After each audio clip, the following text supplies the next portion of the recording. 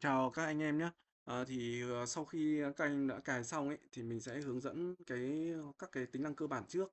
Còn những tính năng nâng cao thì hôm tới mình sẽ qua trụ sở của bên mình để mình hướng dẫn các cái tính năng nâng cao dùng AI để thiết kế nhanh hơn. Còn bây giờ mình sẽ làm các cái tính năng đơn giản và dễ dùng nhất. Thì đầu tiên là khi mình muốn vẽ nhanh một công trình chẳng hạn, thì đầu tiên là mình phải tạo lệnh CB nhé. Mọi người cứ nhớ là lệnh cao bằng, đó là nó sẽ tạo các cái layer sẵn để phục vụ cho việc mà con AI nó xử lý. Thế là khi mình vẽ đầu tiên mình sẽ phải có là nhận diện mặt bằng, tức là ví dụ như này, mặt bằng này là mặt bằng tầng 3 chẳng hạn, nếu mà mình làm chuẩn ấy, mình sẽ để nó là FL3. Đấy, còn nếu mà mọi người không muốn để FL3, mọi người muốn để FL mấy được, nhưng mà khi mà mọi người muốn sử dụng khu vực, muốn con AI nó vẽ khu vực nào thì mình sẽ phải có cái đường đỏ đỏ này cho mình. Đấy, và cái đường đỏ đỏ này nó luôn có layer là FL 1 2 3 4 5 6 7 8 9 gì đấy. Đấy, tiếp theo nữa là cái tool 1 của nó ấy, thì nó sẽ vẽ cái đường bao phòng cho anh em mình và tính nhiệt rồi sau đó chèn thiết bị tự động. Nhưng ở đây thì cái đấy nó cần có thời gian để dạy nên là mình sẽ cho anh em để có thể giải quyết công việc được ngay. Thì sau khi là mình có cái FL3 đấy thì mình sẽ cho mình là cái layer AI phòng này cho mình nhé. AI phòng này. Đấy, AI phòng. Đấy, anh em mình sẽ vẽ cho nó. Đấy, nói chung là đấy, có hai cái này phát là vẽ được rồi. Tiếp theo anh em mình vào cái block máy mà đã cho sẵn. Ví dụ ở đây mình muốn làm cái mặt bằng này là 21 con máy 47.000 BTU chẳng hạn, là con máy 125 đây, đây anh em ạ. Con máy 140 đấy, con 41 đấy. Thì anh em mình ấn vào đây. Đó, anh căn Ctrl C thôi. Đó, ở đây mình nghĩ là đặt như này chẳng hạn. Đấy, đặt như này chẳng hạn, đặt như này chẳng hạn. Đấy. Nếu mà anh em mình muốn có cửa gió ấy, thì anh em lấy luôn cửa gió ở đây cũng được. Đấy, ví dụ như là máy này là nó có 6 họng D200 chẳng hạn, thế là mình có thể lấy là hai cửa 1500 x 150. Đấy, và mỗi cửa là có 3 họng là D200 này, đây là cửa cấp đây anh em này. Đấy, còn đây là cửa hồi này. Đấy, và thổi đứng này. Đấy, anh em mình Ctrl C sang cho mình. Đấy.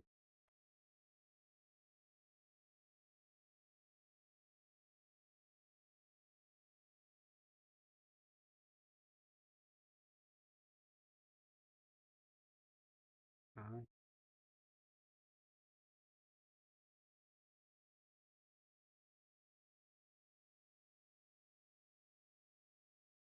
Đó, ví dụ như này. Đấy. Anh em mình cứ thế mà CO thôi.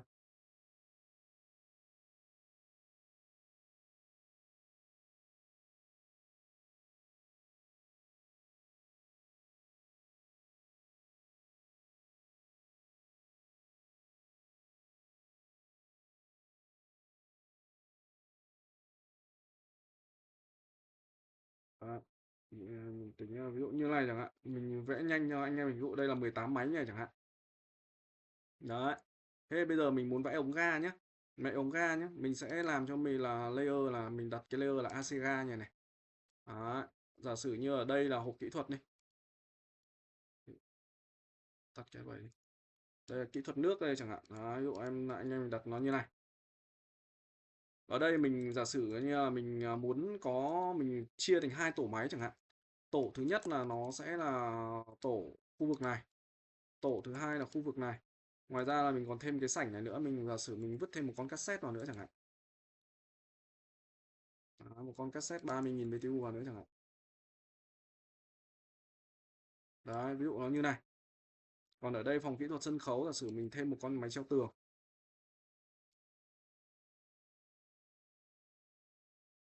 Đó. Anh em có một cái lệnh này, lệnh như này anh em mình lệnh RR này. Đấy, nó sẽ tự xoay theo. Đấy, anh em mình đỡ mất công phải cứ RO nó mất thời gian. Lệnh RR nha anh em. Đấy. Thế thế thì bây giờ mình sẽ vẽ bằng cách làm như này. Ở đây em mình sẽ dùng lệnh FU2 lên cho mình. Đấy, anh em nhìn thấy không? Tất tần tật các con này nó đều hiện chữ đắc. Đấy, và riêng con này lại còn hiện chữ VRV1. Thế thì cái chữ đắc này nó sẽ hiện hiểu như thế nào? Đó là tất tần tật các cái này nó sẽ kết nối chung với một tổ dàn nóng có tên là đắc. Đấy, bởi vì nó đặt tên là đắc mà.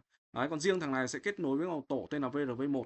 Thế bây giờ anh em mình muốn là toàn bộ cái khu này của anh em mình là kết nối với một tổ nhé, thì anh em mình sẽ dùng lệnh FU nhé. Vừa nãy là mình dùng lệnh FU2 đấy. Bây giờ lại lệnh FU, tức là viết tắt của FCU ấy, FU. Anh em mình quét qua cái này. Đó. Ở đây anh em mình ấn cách một cái thì nó sẽ lập tức là nó sẽ hỏi anh em mình là đây này, nhập debit type này. Đấy, ví dụ như anh em mình muốn kết nối với cả tổ ở đây là tổ OU1 chẳng hạn. Anh em mình gõ cho mình là OU1 nhé, đừng có thêm ký hiệu linh tinh gì. Đấy, OU1 này. Còn tiếp theo nó hỏi mình là nhập elevation thì cái này thuộc về Revit thì anh em mình không quan tâm, anh em mình ấn enter nó sẽ giữ nguyên. Đấy. Bây giờ anh em mình gõ lệnh CL nhé. Cái lệnh CL là để xóa các cái ấy đi để anh em nhìn đấy, mọi người thấy nó bị mất hết rồi không? Bây giờ mình gõ lại ấn FU2 này. Đấy, mọi người nhìn thấy là toàn bộ cái phần bên này nó về OU1 rồi này. Đấy, bây giờ anh em mình lại gõ ấn tiếp FU phần bên này nữa. Đấy, anh em mình quét cái phần bên này. Đấy, anh em lại ấn cách. Lúc này anh em mình kết nối với tổ OU2 chẳng hạn. Anh em lại gõ OU2. Xong nó lại hỏi mình elevation, anh em mình lại ấn enter. Đấy. Đấy. Sau anh em mình gõ CL để tắt đi và anh em ấn FU2 để mình kiểm tra lại. Đấy, mọi người nhìn thấy không? Đấy, OU2 hết rồi đây này. Thế ở đây anh em mình sẽ bắt đầu là muốn vẽ ống ga nhé, thì mình sẽ dùng AC ga này. Đấy, mình vẽ một cái vòng tròn. Cái vòng tròn này là chính là cái điểm start của anh em mình. Đấy, ví dụ anh em mình start từ đây chẳng hạn. Đấy, anh em muốn start từ đây chẳng hạn. Đấy. Đấy, thông thường thì anh em mình sẽ đi nhào để cho nó xây thành một cái tuyến xương sống nó dạng như thế này. Tức là nó sẽ đến cái dàn lạnh xa nhất của cái tổ mình mong muốn chẳng hạn. Đấy, mình nhấn nha. Rồi, ok. Đến đây là xong rồi. Tiếp theo ở đây của mình ý, thì mình lại còn có một cái con dàn lạnh ở đây này. Đấy. Thế thì nguyên tắc của anh em mình thì một là anh em mình cứ vẽ nguyên nhảy nhá, cứ để nguyên nhảy. Đấy, là nó sẽ tự kết nối tự động.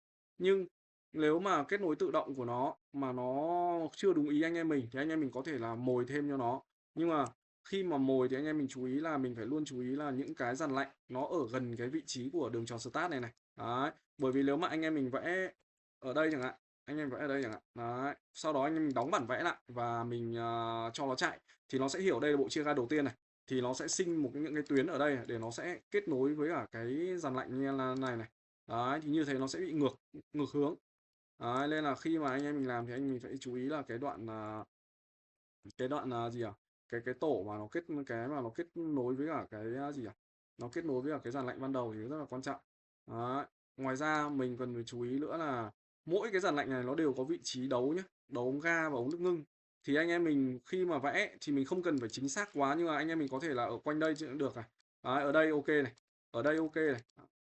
Đấy, nhưng mà nếu mà anh em mình ở đây là không không được đâu nhá. Đấy, anh em mình phải đến kết nối về cái gần cái vị trí mà là có vị trí kết nối thật của nó. Đấy. Đấy. Ví dụ như thế chẳng hạn. Đó. Đấy, như này ok. Đấy. Đây, ví dụ như là một tuyến giả sử mình vẽ nha, thì nó sẽ hiểu đây là bộ chia ga đầu tiên này. Đấy, và tiếp theo nó sẽ vẽ tiếp. Tiếp theo là anh em mình sẽ ấn lệnh CO nha. Đấy. Anh em mình ấn vào đây. Đấy, anh em mình đi sang bên này để kết nối với cái hệ bên này.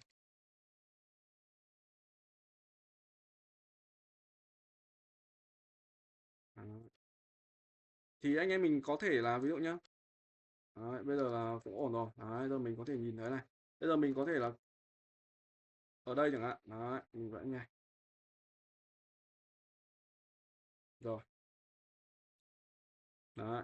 Một là anh em mình vẽ đến đây là kết thúc, hoặc anh em mình muốn là kiểu như là nó đúng ý anh em mình hơn nữa, anh em mình sẽ vẽ thêm cho nó một cái nha. Đấy, đây gọi là những cái đường xương sống của hệ thống. Đấy.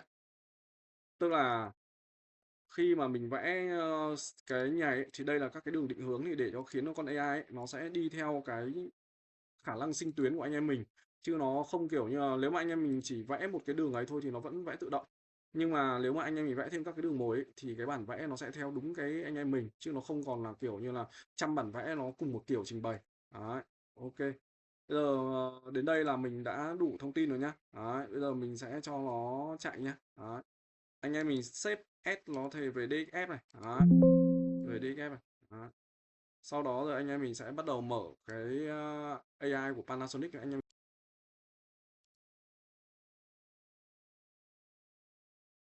Đó, anh em mở lên.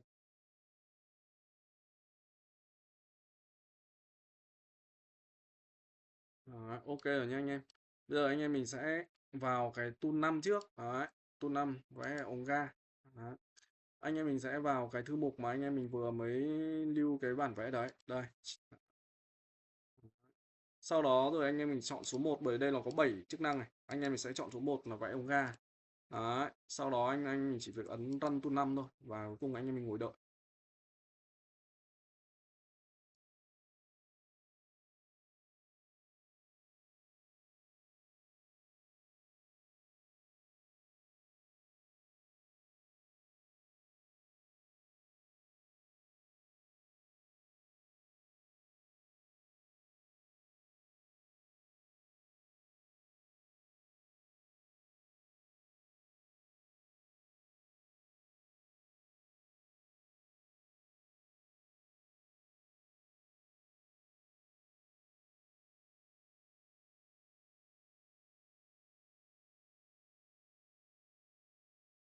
Đấy, anh em đợi nó một tí.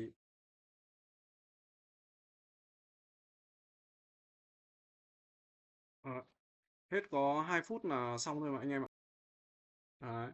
Anh em mình kéo nó xuống cái cuối cùng này, khi nó có màu xanh nhá, anh ấy ấn vào cái nút này này. Đấy. Thì nó sẽ hiện lên là cái mà cái lúc mà ban đầu anh ở phần cài đặt ấy, anh em mình chọn output ấy. Đấy, về sau anh em có thể chọn output ở các cái vị trí ở các dự án khác nhau. Đấy, đấy anh em ấn vào đây. Đấy, là cái bản ga final này. Đấy, anh mở đi. Đấy, anh em nhìn thấy không ạ? Đấy, tất tần tật là nó đã theo đúng cái tiêu chuẩn cỡ ống của Panasonic mà nó được cài đặt. Đó. Đến đây thì mình nhìn thấy này, đó, tất tần tật là nó đã được cài hết xong xuôi rồi. Đó. Đó.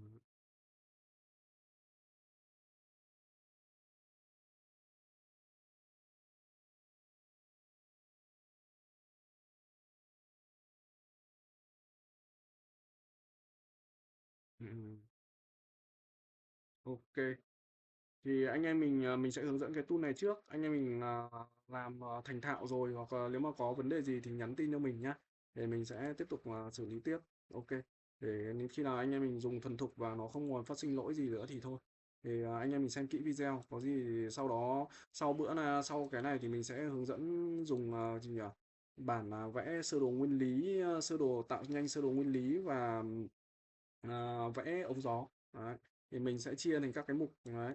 Trước mắt là mình sẽ dùng tool nó thành thạo đã, và ngoài ra là mình sẽ còn hướng dẫn cả cách trình bày để sao cho là các cái này nó sẽ các cái thông tin này nó sẽ được trình bày chuẩn nhất có thể. Bởi vì là cái này thì ngoài cái chức năng vẽ ra thì nó có chức năng còn trình bày bản vẽ nữa. Thì ở cái video sau thì anh em khi anh em mình làm quen cái này rồi đã thì mình sẽ tiếp tục trình bày tiếp cái video tiếp theo nhá. Ok anh em. Rồi.